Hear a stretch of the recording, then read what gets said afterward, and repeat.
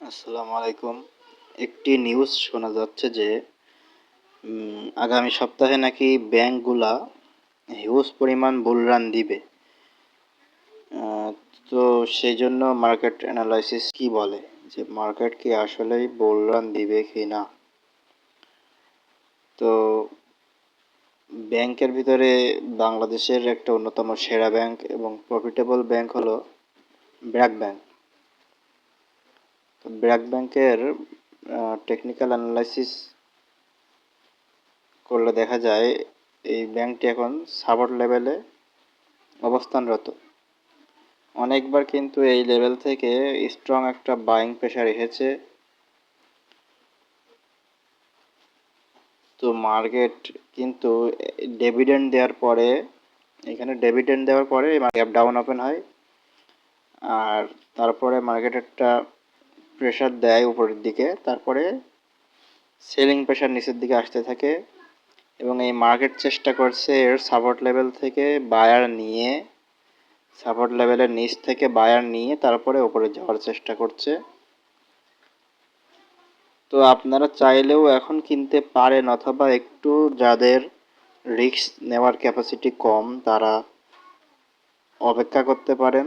আর যারা সুযোগটি হাতছাড়া করতে চাচ্ছেন না তারা এখনই বা কালকে মার্কেট ওপেন হওয়ার সাথে সাথে কিনে নিতে পারেন যদি সস্তায় পাওয়া যায়। তো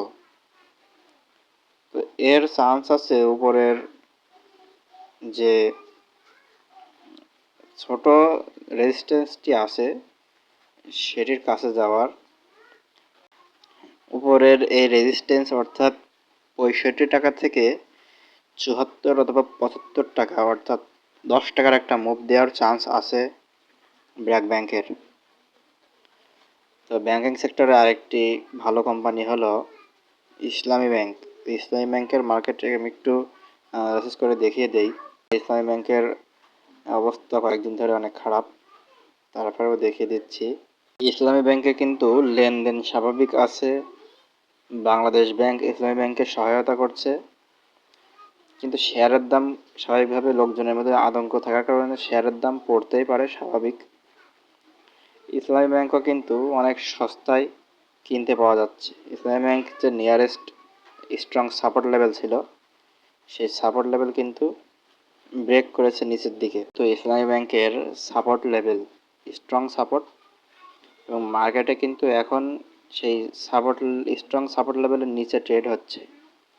আপনারা আগেও দেখেছেন যখন মার্কেট এই সাপোর্ট লেভেলের নিচে এসেছিল, অর্থাৎ ফ্লোর প্রাইস তুলে দেওয়ার পরে মার্কেট যখন ফ্লোর প্রাইস উঠে যাওয়ার পর দিনই 10% হল্ট করে নিচের দিকে, তারপরের দিনও 10% হল্ট করে, তারপরের দিন মানুষ 23 টাকা 90 পয়সা থেকে কিনা শুরু করে এবং হিউজ বাইং প্রেশারের কারণে মার্কেট একটানা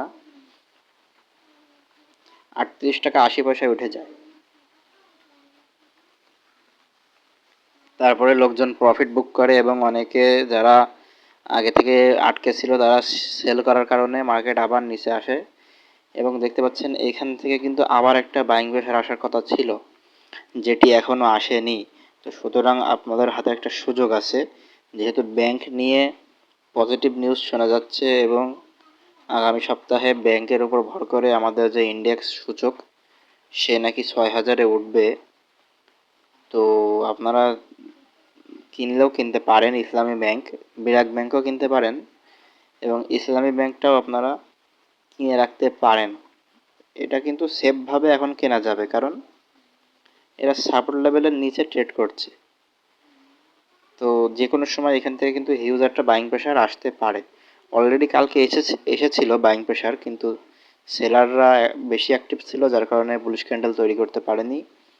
আশা করা যায় আগামী সপ্তাহে ইসলামী ব্যাংকের বাজার উঠতে পারে। তো এই ছিল ইসলামী ব্যাংক এবং ব্র্যাক ব্যাংকের টেকনিক্যাল অ্যানালাইসিস। আপনারা সবাই ইয়াং ব্যাংক ট্রেডার ইউটিউব চ্যানেলটি সাবস্ক্রাইব করে আমাদের পাশে থাকবেন। ধন্যবাদ।